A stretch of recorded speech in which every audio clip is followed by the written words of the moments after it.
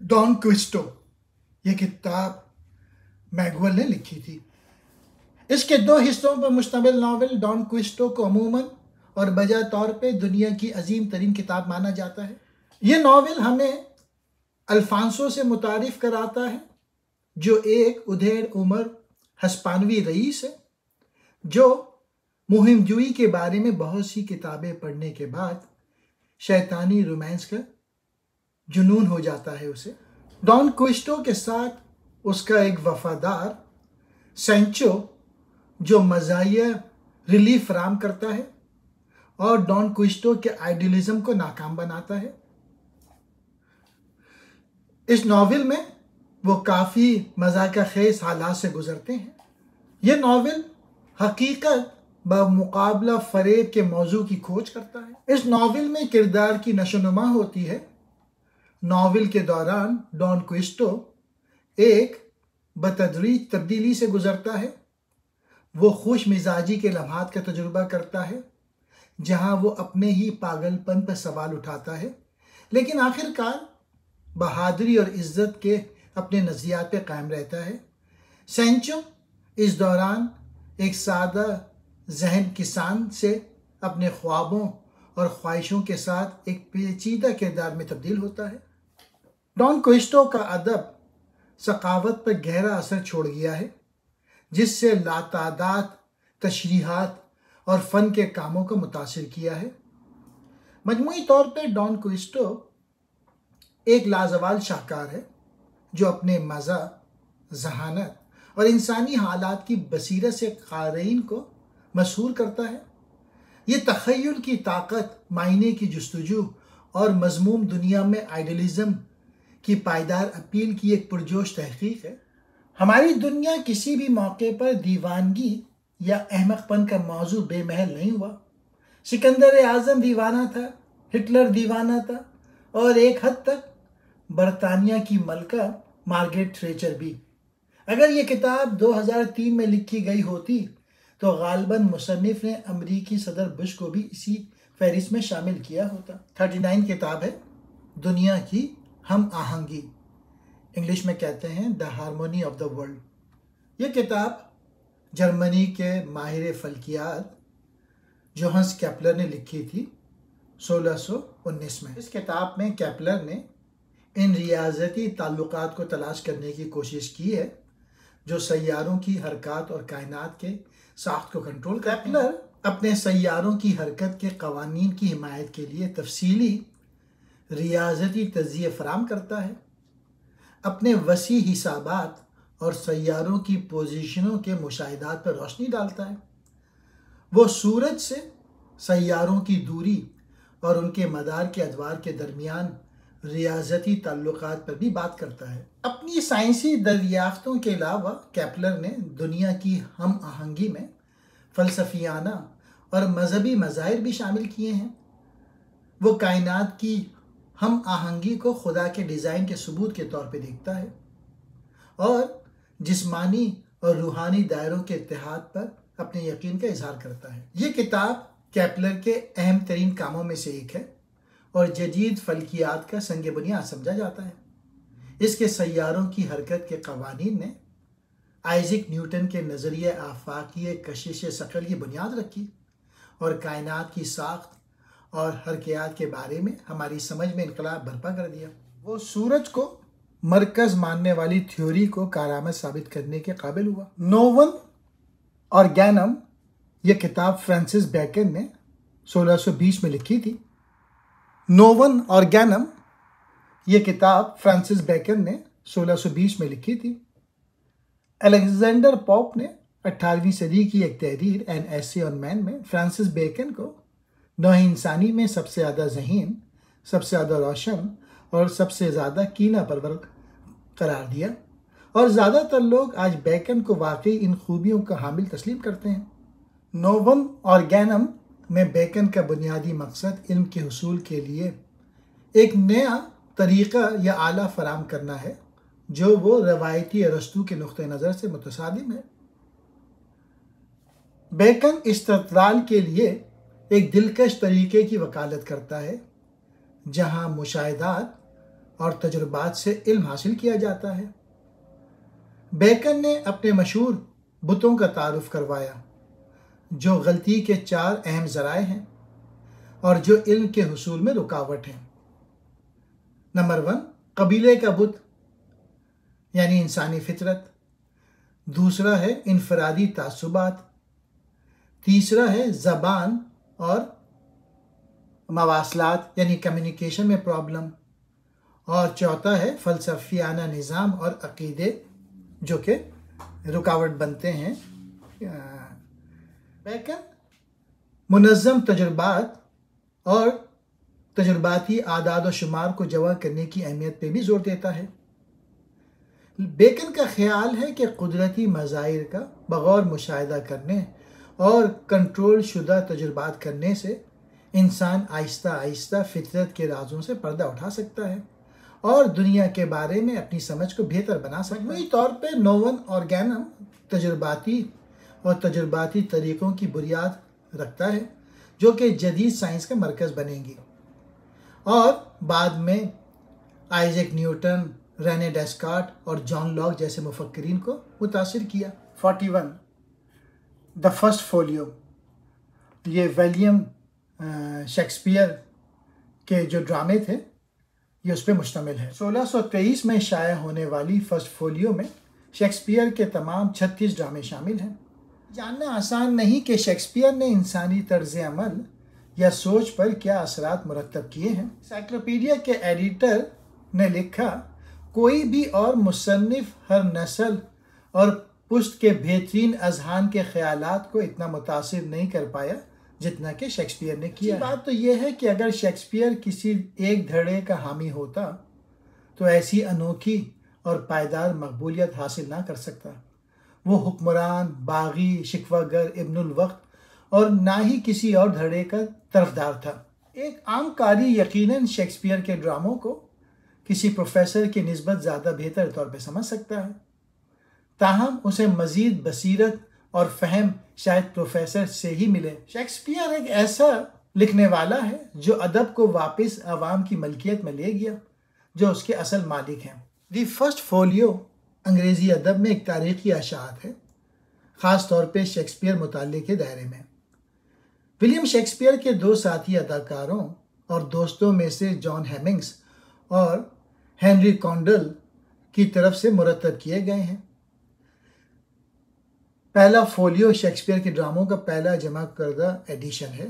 یہ شیکسپیئر کی موت کے 7 سال بعد 1623 میں شائع ہوا۔ پہلا فولیو شیکسپیئر کے 36 ڈراموں پہ مشتمل ہے جس میں ان کے بہت سے مشہور کام جیسے ہیملیٹ، اوتھیلو یہ شامل ہیں۔ فولیو کو انگریزی زبان کی تاریخ کی سب سے اہم کتابوں میں سے ایک سمجھا جاتا ہے اور اس نے شیکسپیئر کے کاموں کے مطالعہ اور کارکردگی پر گہرا اثر ڈالا ہے۔ 2 کائناتی نظاموں کے متعلق مکالمہ، یہ کتاب گیلیلو نے لکھی تھی 1632 میں۔ گیلیلو ایک فلسفی سے پہلے سائنسدان اور ریاضی دان تھے۔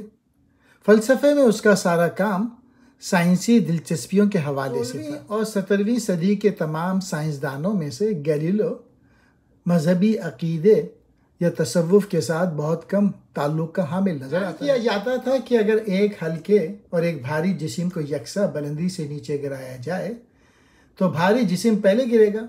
گیلیلو نے اس خیال کو غلط ثابت کیا۔ اس نے مختلف اوزان کے گیندوں کو لکڑی کے چینل میں سے نیچے کی جانب لڑکایا اور مخصوص مقامات سے گیند گزرنے پہ گھنٹیاں بجانے کا انتظام کیا۔ بعد میں نیوٹن نے قوت کشش ثقل سے پردہ اٹھایا، لیکن گیلیلو نے یہ اعلان کر دیا تھا کہ گرتے ہوئے اجسام کی رفتار 32 فٹ فی سیکنڈ کی شرح سے بڑھتی ہے۔ وہ اپنے تجربات ایسے لوگوں کے سامنے کیا کرتا تھا جو اپنی آنکھوں سے دیکھی ہوئی چیز پہ یقین کر سکتے تھے۔ مشاہدات اور دلائل نے پرانی ارسطو فزکس کی بنیادیں ہلا کے رکھ دی۔ گیلیلو دوربین کا ڈیزائن حاصل کرنے میں کامیاب ہو گیا اور ایک بہتر دوربین بنائی۔ چاند پر گڑھوں اور سیارہ مشتری کے کچھ سیارے دیکھنے کے قابل ہو گیا۔ گیلیلو نے زبردست حوصلے کے ساتھ کلیسا کو سورج کی مرکزیت والا تصور منوانے کی کوشش۔ 1616 میں جب کوپرنیکس کو لادین قرار دیا گیا تھا تو گیلیلو کو سورج کی مرکزیت والے نظام کا پرچار کرنے سے روک دیا گیا۔ گیلیلو کی کتاب نے کیتھولک چرچ کی توثیق شدہ ارسطو کی کاسمولوجی کو براہ راست چیلنج کیا تھا۔ گیلیلو کے ہیلو سینٹرزم کے دفاع کی وجہ سے رومن کیتھولک کی طرف سے اس کی مذمت اور اس کے نتیجے میں اس کو گھر میں نظر بند کر دیا گیا تھا۔ ہیلوئی سینٹرزم نظام شمسی کا ایک ماڈل ہے جس میں سورج کو مرکز میں سمجھا جاتا ہے، جس کے گرد زمین اور دیگر سیارے گردش کرتے ہیں۔ یہ تصور جیو سینٹرک کے برعکس ہے۔ قدیم عقیدہ یہ تھا کہ زمین کائنات کے مرکز میں ہے اور سورج، چاند اور ستارے اس کے گرد چکر لگاتے ہیں، جو کہ غلط تھا۔ طریقہ کار کے بارے میں انگلش میں کہتے ہیں ڈسکورس آن میتھڈ۔ یہ کتاب رینے ڈیکارٹ نے لکھی تھی۔ وجہ طور پہ جدید فلسفے کا باپ کہلانے والا رینے ڈیکارٹ آج تک کی انتہائی متاثر کن شخصیت میں سے ایک تھا۔ کہا جاتا ہے کہ موت کا وقت آنے پر رینے ڈیکارٹ نے کہا تھا، اے میری روح، اب الوداع کہنے کا وقت آ گیا ہے۔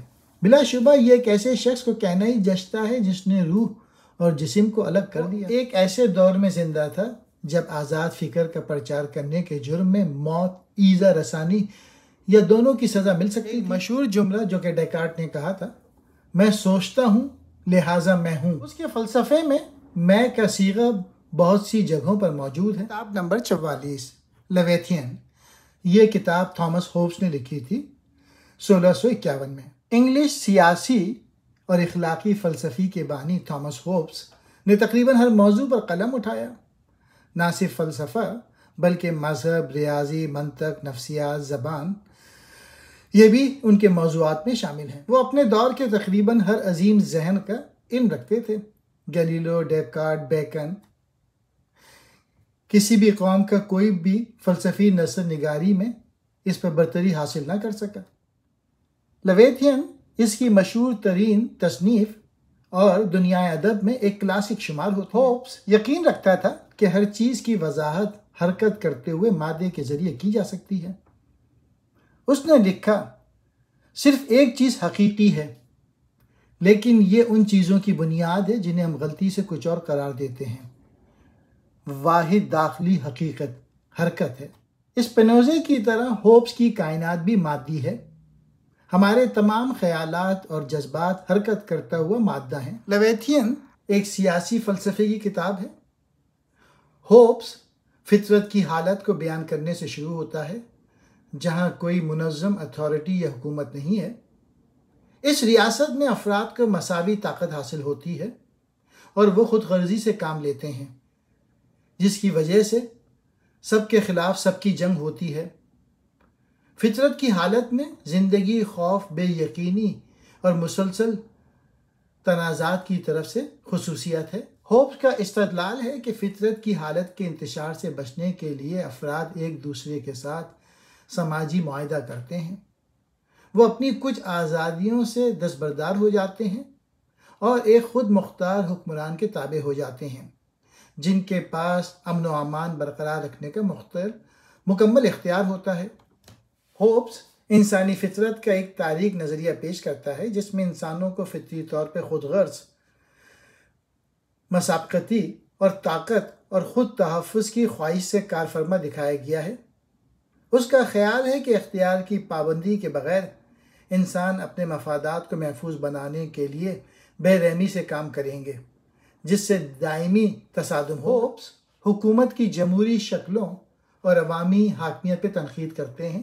یہ دلیل دیتے ہیں کہ وہ عدم استحکام اور گروہ بندی کا شکار ہے۔ سیاست میں اپنے سیکولر نقطہ نظر کے لیے وہ مشہور ہیں۔ ہوبس نے اپنے سیاسی نظریے کی بنیاد مذہبی اصولوں یا الہی اختیار کے بجائے انسانی فطرت اور سماجی نظم کی ضرورت پر رکھی ہے۔ مجموعی طور پر لیویتھین مطلق بادشاہت اور آمرانہ حکمرانی کا ایک طاقتور دفاع پیش کرتا ہے۔ متنازع ہونے کے باوجود اس کے نظریات نے بعد میں آنے والی سیاسی سوچ پر گہرا اثر ڈالا ہے اور جدید سیاسی نظریے میں اس پر بحث ہوتی رہتی ہے۔ کتاب نمبر 45 تصنیفات، انگلش میں سے ورکس کہتے ہیں۔ برٹن رسل نے مغربی فلسفے کی تاریخ میں لیبنز کے متعلق لکھا کہ وہ تمام تاریخ کے اعلیٰ ترین اذہان میں سے ایک تھا۔ فلسفے کے دو نظام موجود ہیں، ایک رجاعیت پسندانہ راسخ الایمان شاندار جس کا پرچار لیبنز نے کیا، اور دوسرا عمیق مربوط اسپنوزا والا اور حیرت انگیز تک منطق۔ لیبنز ایک جرمن تھا، مگر اس نے زیادہ تر لاطینی اور فرانسیسی میں لکھا اور اس کے زیادہ پر اثر خیالات اس کے خطوط میں ملتے ہیں۔ کتاب نمبر 46 پینسیس، اردو میں افکار کہتے ہیں، یہ پاسکل نے لکھی تھی 1670 میں۔ کا ایک قول بہت مشہور ہوا، دل کی اپنی دلیلیں ہیں جن کے بارے میں منطق کچھ نہیں جانتی۔ منطق کی بھی اپنی دلیلیں ہوتی ہیں، لیکن دنیا کی موجودہ صورتحال میں کیا دل بھی منطق سے اتنا لا علم ہے جتنی منطق دل سے؟ مذہبی احساسات ہمارے لیے اتنے ہی پرکشش ہیں جتنے وہ خالص منطق کی نظر میں غیر منطقی۔ یہ ہماری دلچسپی کا باعث ہے کہ پاسکل اتفاق اور اس کی نوعیت کے متعلق بہت سے لوگوں کی نسبت زیادہ بہتر طور پہ جانتا تھا۔ وہ نظریہ احتمال یا پروبیبلٹی کے بانیوں میں سے ایک تھا۔ وہ نہ تو بنیاد پرست بنا اور نہ ہی بیوقوفانہ انداز میں داخلی حقیقت سے انکار کیا۔ پاسکل ایک سائنسدان، نہایت کامیاب ریاضی دان اور اتفاق کے مفہوم پر تحقیق کرنے والا عظیم ترین شخص بھی تھا۔ اس نے منطق کی بالادستی کو مسترد کیا۔ پاسکل اصرار کرتا ہے کہ رومن کیتھولکزم کی سچائی کے امکان پر داؤ لگانا چاہیے۔ اگر ہم جیت گئے ہمارے سامنے دائمی مسرت کی زندگی ہو گئی، اگر ہم ہار گئے تو کوئی ایسی چیز نہیں کھوئیں گے جو آج تک ہمارے علم میں ہے۔ تاہم اگر ہم نے اس کے برعکس داؤ لگایا تو دائمی عذاب کی زندگی جھیلنا پڑے گی۔ پینسیس فلسفیانہ ٹکڑوں اور عکاسیوں کا ایک مجموعہ ہے جسے فرانسیسی ریاضت دان اور فلسفی پاسکل نے لکھا ہے۔ یہ فرانسیسی ادب اور عیسائی فلسفے کی سب سے زیادہ بااثر تخلیقات میں سے ایک ہے۔ انسانی حالات کی عکاسی کرتا ہے، انسانیت کی کمزوری، عدم مطابقت اور مصائب کو اجاگر کرتا ہے۔ وہ خلفشار موڑ اور لذت کے حصول کی طرف انسانی رجحان کو وجودی غصے سے بچنے کا ایک ذریعے کے طور پہ دریافت کرتا ہے۔ وہ دلیل دیتا ہے کہ خدا پہ یقین ایک عقلی فیصلہ ہے، چاہے کوئی خدا کے وجود کو ثابت نہ کر سکے۔ پاسکل تجویز کرتا ہے خدا پہ یقین کرنا اور نیک زندگی گزارنا زیادہ محفوظ ہے، کیونکہ ممکنہ انعام ابدی نجات کے خطرے سے کہیں زیادہ ہے۔ اگر خدا موجود نہیں ہے تو کوئی خاص نقصان نہیں ہے۔ انسانی عقل کی حدود پر بحث کرتا ہے، اس بات پہ زور دیتا ہے کہ ایمان اور وجدان ان گہری سچائیوں کو سمجھنے میں اہم کردار ادا کرتے ہیں جن کو اکیلے عقل نہیں سمجھ سکتی۔ پاسکل خدا کے وجود کے لیے مختلف دلائل، عاجزی، توبہ اور نجات کے لیے خدا کے فضل پہ بھروسہ کرنے کی ضرورت پہ زور دیتا ہے۔ کتاب 47 اخلاقیات، انگلش میں ایتھکس کہتے ہیں، اس کو اسپنوزا نے لکھا تھا 1677 میں۔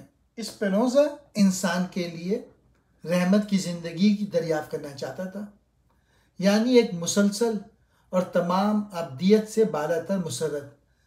وہ آج فلسفیوں میں سب سے زیادہ محبوب اور محترم سمجھا جاتا ہے۔ اسپنوزا فلسفیوں میں نمایاں نظر آتا ہے۔ بمشکل ہی کوئی شخص اس رائے سے اختلاف کرے گا کہ وہ تمام تاریخ کے عظیم ترین 6-7 آدمیوں میں شامل ہے۔ اسپنوزا بائبل کے جدید منطقی مطالعے کا بانی بھی تھا۔ اس نے عیسیٰ علیہ السلام کو محض عظیم عبرانی پیغمبروں میں سے آخری خیال کیا، لیکن ساتھ ہی ساتھ بائبل کی زبردست اخلاقی قدر و قیمت کی جانب بھی اشارہ کیا۔ اسپنوزا کی ساری زندگی ہم خیال اور مختلف آرا رکھنے والے افراد کے ساتھ بحث مباحثے کے لیے وقف لا شبہ کسی فلسفی کے لیے آئیڈیل انداز حیات ہے، لیکن اس نے آزاد سوچ کی بھاری قیمت ادا کی۔ اکثریت نے اسے گستاخ کافر اور خطرناک سیکولر خیالات کا حامل خیال کیا۔ اسپنوزا کی نظر میں سوچ ایک اعلیٰ ترین جوہر ہے، کیونکہ یہ چیزوں کی طبعی وسعت جانتی ہے، جبکہ طبعی حالت کو سوچ کا علم نہیں ہوتا۔ اسپینوزا کے خیال میں صرف کائنات ہی لامحدود، ہمارے احساسات غیر کامل اور خالصتاً اپنی تمناؤں کا عکس ہیں جو ہمیں الجھن میں مبتلا رکھتے ہیں۔ یہی ہمیں نہایت ناخوش بھی بنا دیتے ہیں۔ اپنے جذبات کا شکار شخص خود پر مختار نہیں ہوتا بلکہ اتفاق کے رحم و کرم پہ ہوتا ہے۔ اسپینوزا نے قوانین کی ایک ایسی دنیا پر زور دیا جس میں انسان تکمیل اور اطمینان پا سکے۔ مادہ اور خدا۔ اسپینوزا کا فلسفہ مادے کے تصور سے شروع ہوتا ہے جس کی تعریف وہ خود کرتا ہے۔ وہ دلیل دیتا ہے کہ کائنات میں صرف ایک مادہ ہے جسے وہ خدا یا فطرت سے پہچانتا ہے۔ یہ مادہ لامحدود، ابدی اور تمام وجود کا سرچشمہ ہے۔ وہ روایتی مذاہب میں پائے جانے والے خدا کی بشری تصور کو مسترد کرتا ہے اور اس کے بجائے خدا کو ہر چیز میں موجود تصور کرتا ہے۔ اسپینوزا یہ کہتا ہے کہ مادے میں لامحدود صفات ہیں لیکن انسان ان میں سے صرف دو کو ہی محسوس کر سکتا ہے، توسیع یعنی جسمانی اور سوچ یعنی دماغ۔ جو کچھ بھی موجود ہے وہ ان صفات کا ایک موڈ یا ترمیم ہے۔ اسپینوزا کائنات کے ساتھ اندرونی امن اور ہم آہنگی کے حصول کے لیے عقل، خود آگہی اور ہمدردی کو فروغ دینے کی اہمیت پہ زور دیتا ہے۔ 48ویں کتاب ظاہر کی جستجو، انگلش میں کہتے ہیں پلگرمز پروگریس، یہ جان بنیان نے لکھی تھی۔ مصنف کے معاملے میں قابل ذکر بات اس کی اپنی نجات حاصل کرنے کا احساس تھا۔ ناول نگار جارج مور کے خیال میں زندگی ایک گلاب کا پھول ہے جو عقیدے کی مٹھی میں کھلا جاتا ہے۔ اس نے تبلیغ شروع کر دی۔ وہ کم از کم 3000 افراد کو اپنی جانب راغب کر سکا۔ کی آخری کتاب رومن کیتھولک کلیسا پر ایک شدید حملہ تھی۔ یہ کتاب ایک عیسائی تمثیل ہے۔ اسے انگریزی میں مذہبی ادب کی سب سے اہم تخلیقات میں شمار کیا جاتا ہے۔ یہ کتاب ایک عیسائی نامی شخصی کہانی ہے جو آسمان کی نمائندگی کرتا ہے۔ راستے میں عیسائی کو مختلف آزمائشوں اور چیلنجز کا سامنا کرنا پڑتا ہے جو اس کے عقیدے اور عزم کو جانچتے ہیں۔ کہانی کا آغاز مسیحی کے ساتھ ہوتا ہے جو گناہ کے بھاری بوجھ سے دبے ہوئے ایک کتاب بائبل پڑھتا ہے جو اسے اپنے شہر کی آنے والی تباہی سے خبردار کرتی ہے۔ اس نے نجات پانے اور آسمانی شہر تک پہنچنے کے لیے سفر شروع کرنے کا فیصلہ کیا۔ اس کی بیوی اور اس کے بچے بھی اس کے ساتھ چل نکلے۔ مقابلے اور آزمائشیں ان کو اپنے سفر میں اور رکاوٹوں کا سامنا کرنا پڑا۔ مجموعی طور پہ یہ کتاب ایک لازوال تمثیل ہے جو ایمان، نجات، استقامت اور روحانی نجات کی طرف سفر کے موضوعات کو تلاش کرتی ہے۔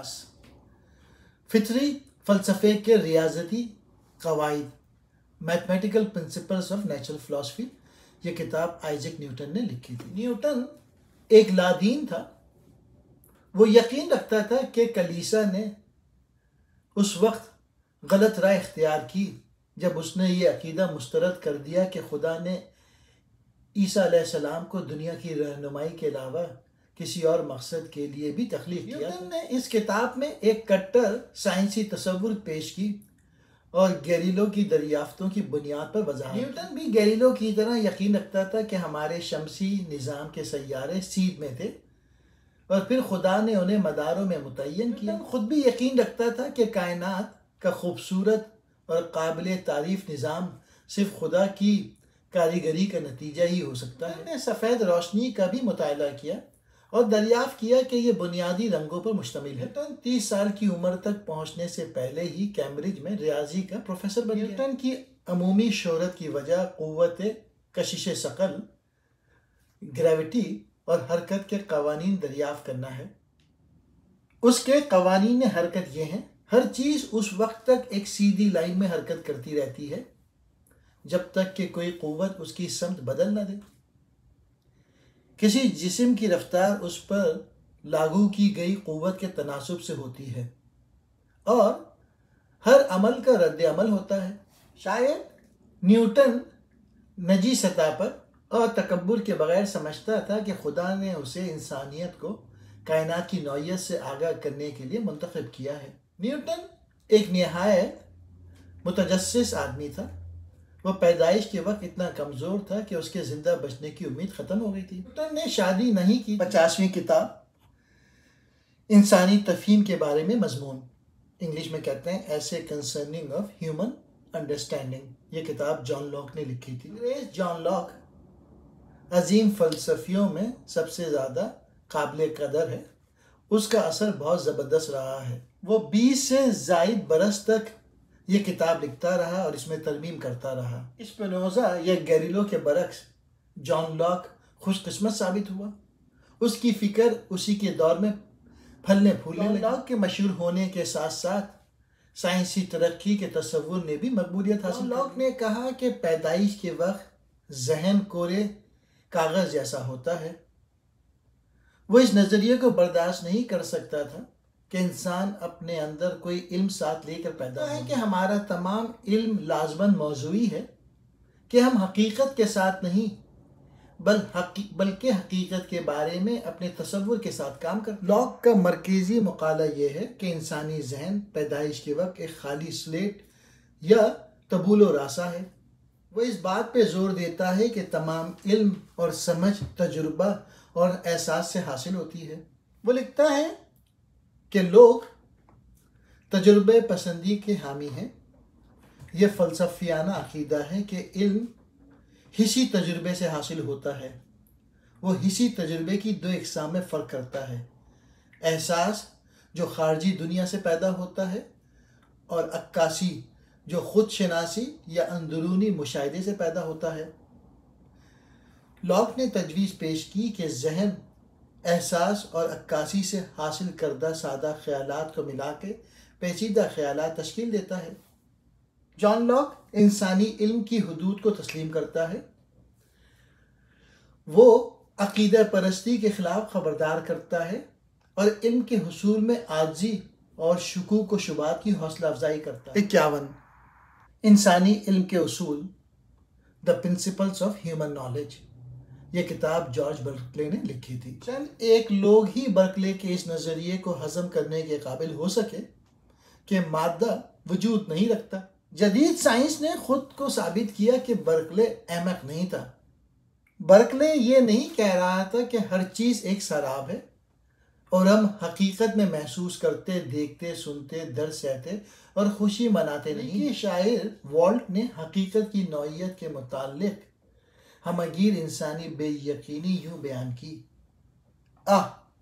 ظاہری صورتوں کا خوفناک شک، اس بے یقینی کا شک کہ کہیں ہم سراب تو نہیں دیکھ رہے۔ ہو سکتا ہے کہ میں جو چیزیں، جانور، انسان، پہاڑ اور چمکیلے پانی، رات اور دن کے آسمانوں کے رنگ اور مختلف اشکال دیکھتا ہوں، شاید یہ محض نظروں کا دھوکہ ہو اور حقیقت ہنوز غیر معلوم ہو۔ تعلیم یافتہ لوگوں کی اکثریت کا نقطہ نظر یہ تھا کہ دنیا ایٹموں پر مشتمل ہے جنہیں خدا نے مشینی انداز میں چلایا۔ مادے کی بنیادی خصوصیات اس کا وزن، شکل اور حرکت تھی۔ برکلے نے جان لاک کی طرح کائنات کو ایک بڑی مشین سمجھنے میں مسرت محسوس نہ کی۔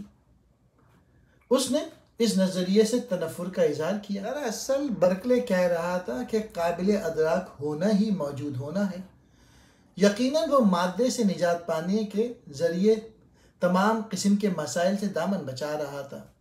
ظاہر ہے کہ زیادہ لوگ اس کے قائل نہیں ہو سکتے تھے، بالخصوص ایسے لوگ جو اپنی تمام دولت اور جائیداد کو محض تصورات کا مجموعہ سمجھنے کو تیار نہ تھے۔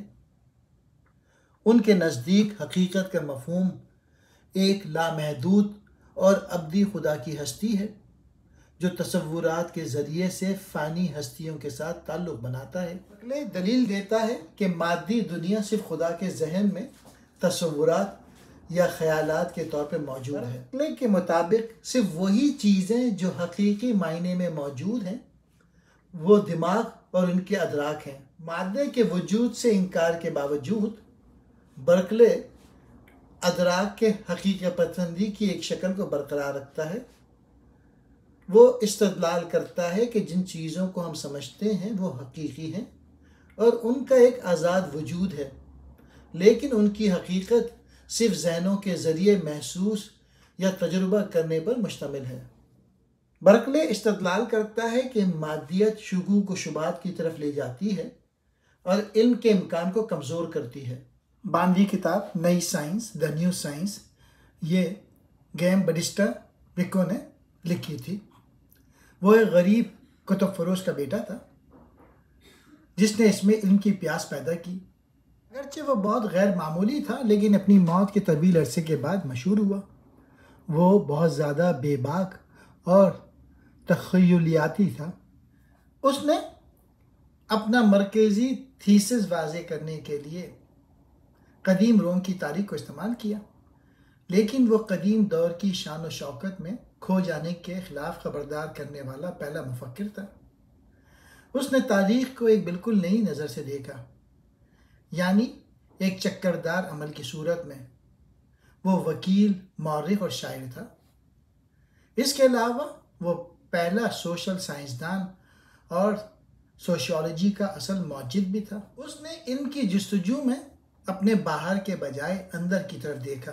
مصنف اپنے اس نظریے کی وجہ سے بھی اہمیت کا حامل ہے کہ تاریخ کا عمل خراب سے بہتر اور بہتر سے بہترین کی جانب سیدھی لائن کی صورت میں نہیں بلکہ دائروں کی صورت میں آگے بڑھتا ہے۔ وہ اپنے عہد کا سب سے زیادہ معروضی سوچ رکھنے والا مفکر تھا۔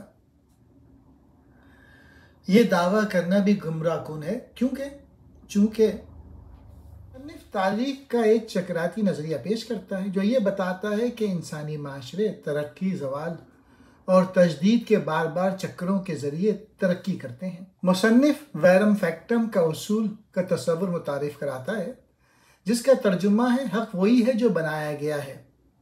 اس کا استدلال ہے کہ انسان صرف وہی سمجھ سکتا ہے اور سمجھا سکتا ہے جو اس نے خود تخلیق کیا ہے۔ مصنف کی نئی سائنس میں زبان اور انسانی معاشرے میں اس کے کردار کا تفصیلی تجزیہ شامل ہے۔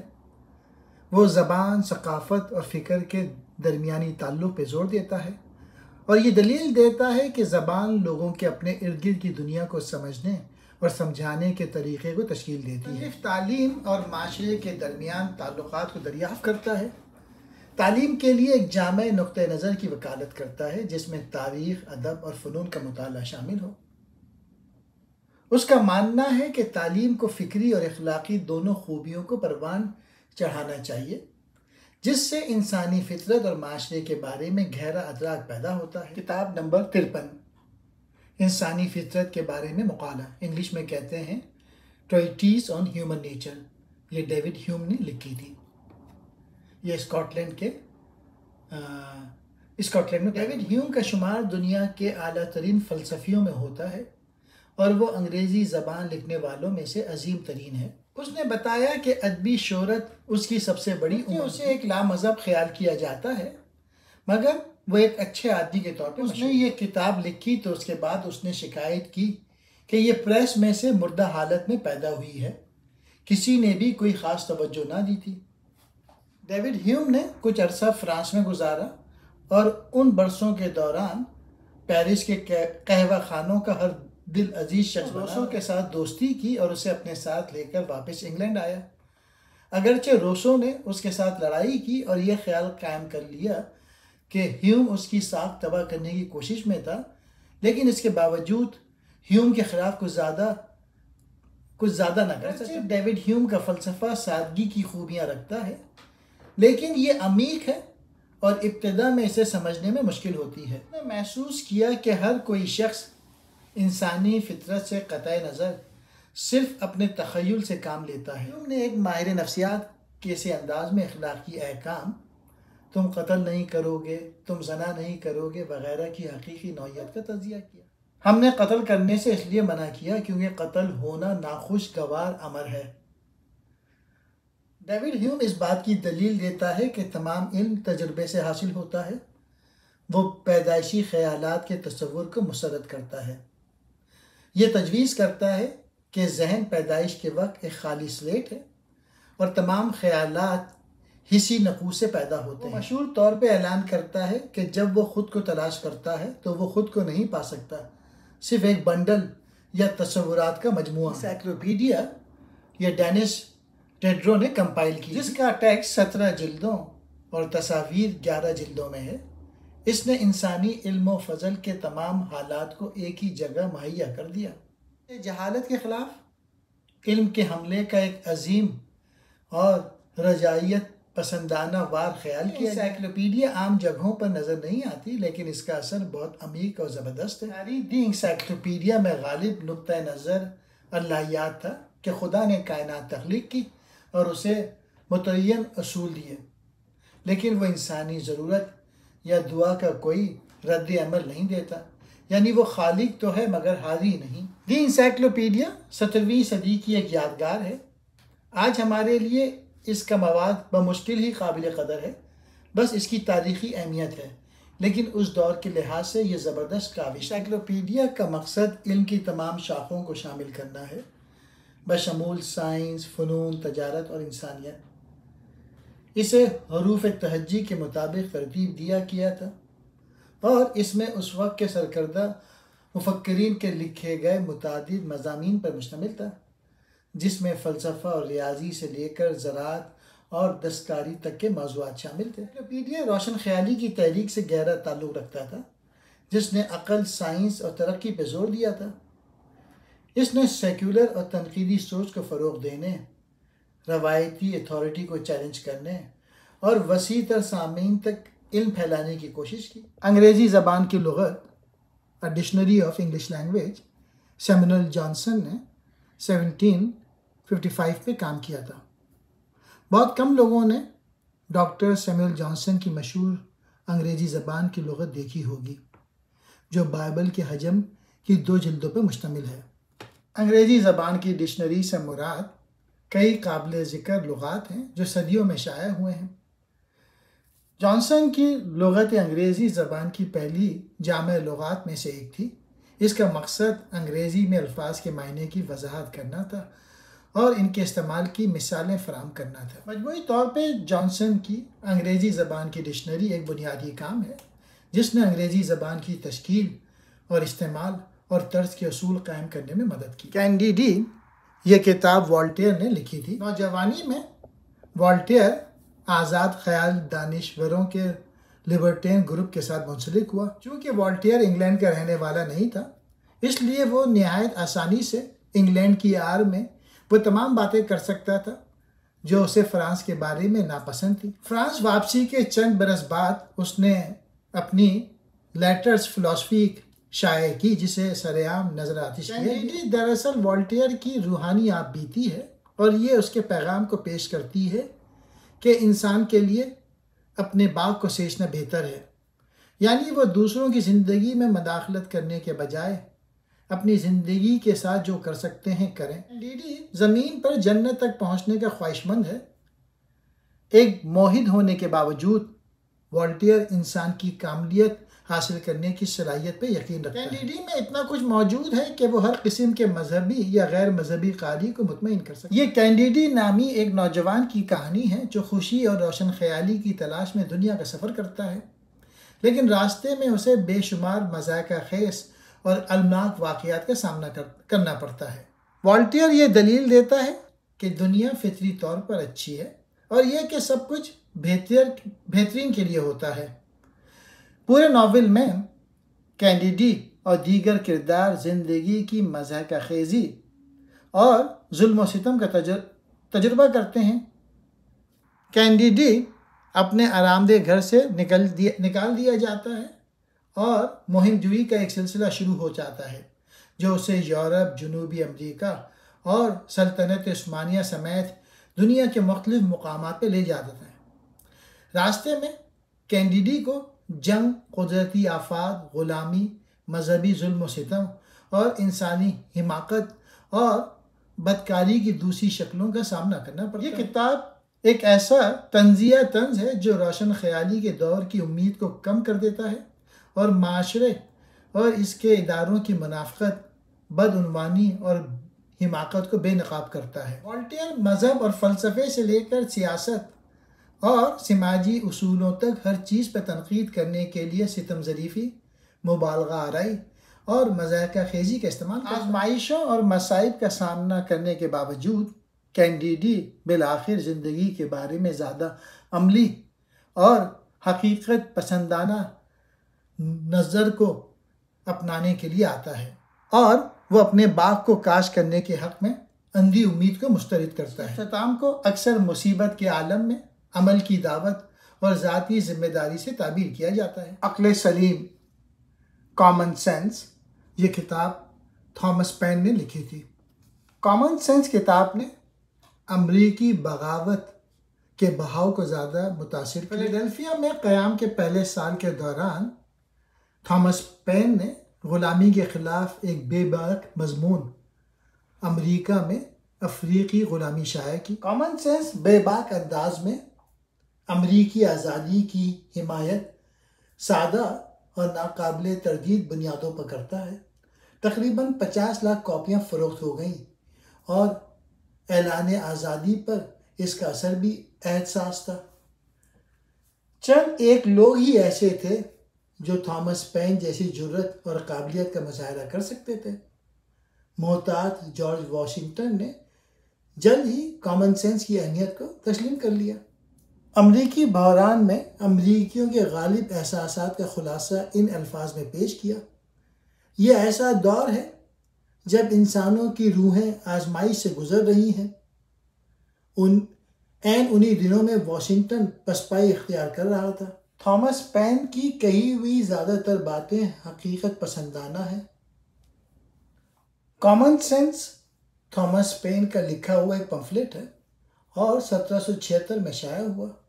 اس نے برطانوی راج سے امریکی آزادی کی وکالت میں اہم کردار ادا کیا اور امریکی انقلاب کے سب سے زیادہ بااثر سیاسی کاموں میں سے ایک بن گیا۔ کامن سینس برطانوی حکمرانی سے امریکی کالونیوں کی آزادی کے لیے پرجوش بحث کرتی ہے۔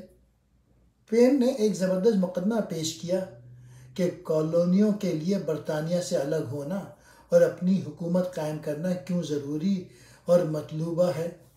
پین جمہوری اصولوں اور عوامی خود مختاری کے حامی ہے، یہ دلیل دیتے ہوئے کہ حکومت کو اپنا اختیار حکمرانوں کی رضامندی سے حاصل کرنا چاہیے۔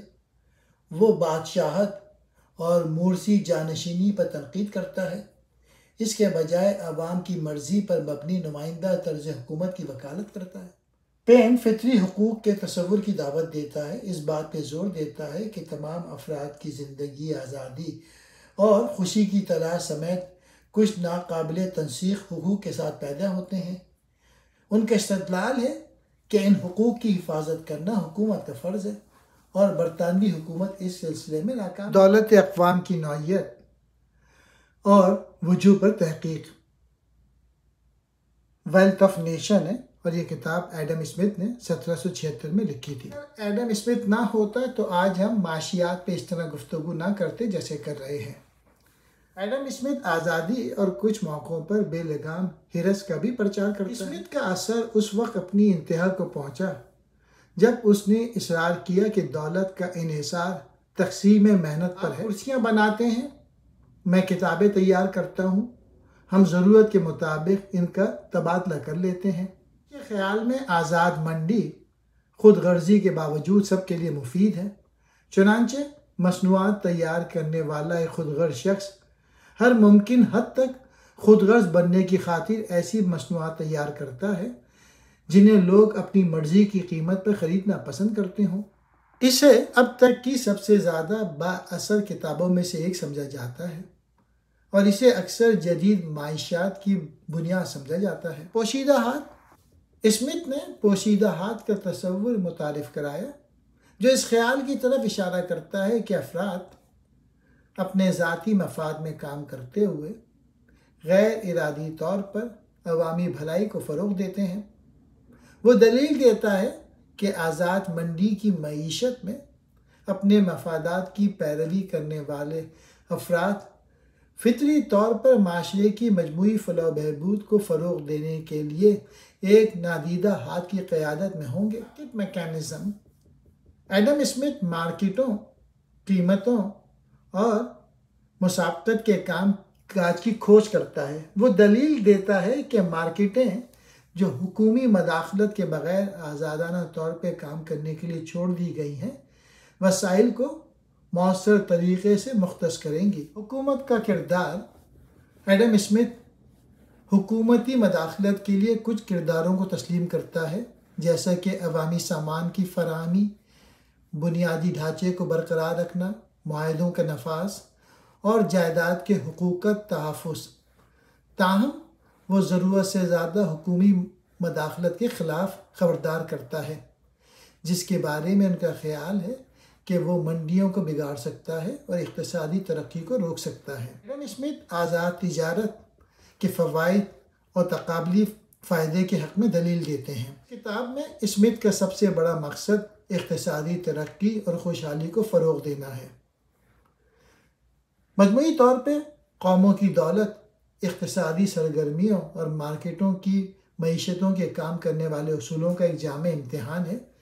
یہ معیشت میں ایک بنیادی متن بنی ہوئی ہے اور آج تک معاشی نظریے اور پالیسی کو متاثر کرتی ہے۔ کیپٹلزم کی بنیاد اسی کتاب پر ہے۔